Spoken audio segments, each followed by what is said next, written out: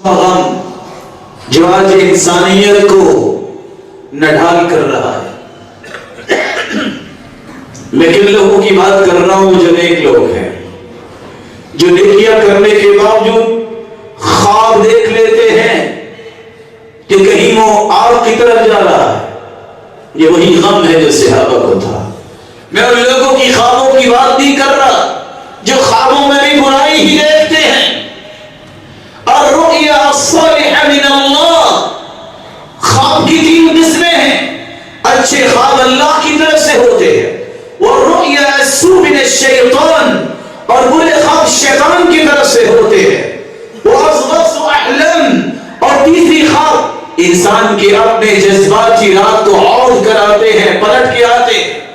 اور حکم یہ ہے جب اچھا خواب آئے لا تقص الا على عالم او ناصح, علم والے کو خواب بتاؤ, اس کو بتاؤ جو تمہاری رہنمائی صحیح کر سکے, خیر خواہ ہمدردی کر سکے. کسی دوسرے کو نہ بتاؤ, نہ جانے وہ حسد کا شکار ہو, دشمنی پہ اتر آئے. جس طرح یوسف علیہ السلام کے بھائیوں میں بھی حسد آ گیا. برا خواب آئے, اٹھو, بائیں طرف منہ کر کے 3 مرتبہ دھتکاریے, اعوذ باللہ من الشیطان الرجیم پڑھیے اور صدقہ کر دیجیے. خواب صحابہ کو بھی آیا. آج نیک لوگ بھی پریشان ہوتے ہیں جب ان کو خواب آتا ہے کہ یہ کیا ہو گیا.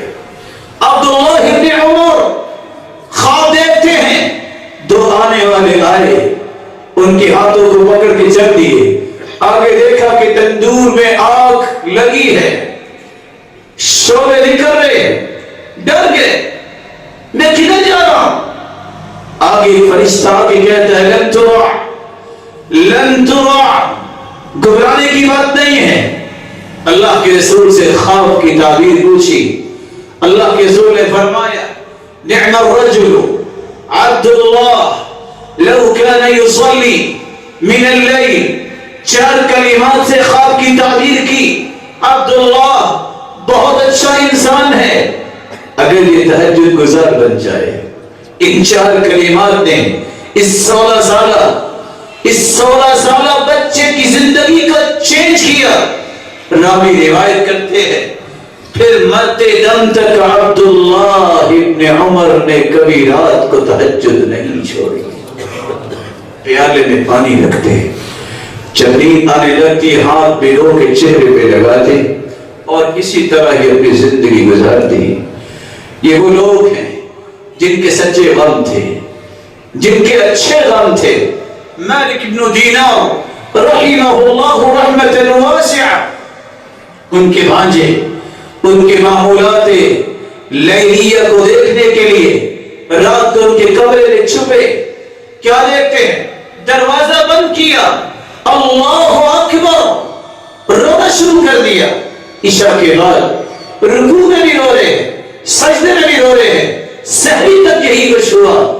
آخر اپنے سفید بالوں کو پکڑ کے کہتے ہیں اللہم فحرم شیبت مالک علی النار. اللہ ہم تیری عبادت کا حق تو ادا نہیں کر سکے نہ کر سکتے ہیں. اللہ ایک ہی گزارش ہے, اپنے بندے مالک کے سفید بالوں کو دیکھ کے اس کو جہنم سے آزاد کر دے. لیکن آج غم اور ہے. آج اولادوں کے غم کس نوعیت کے ہیں. میرے بیٹے کو کل کیسے کھانے کو کچھ ملے گا.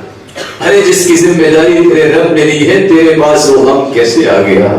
تجھے غم یہ ہونا چاہیے میرے بعد یہ کیا کرے گا.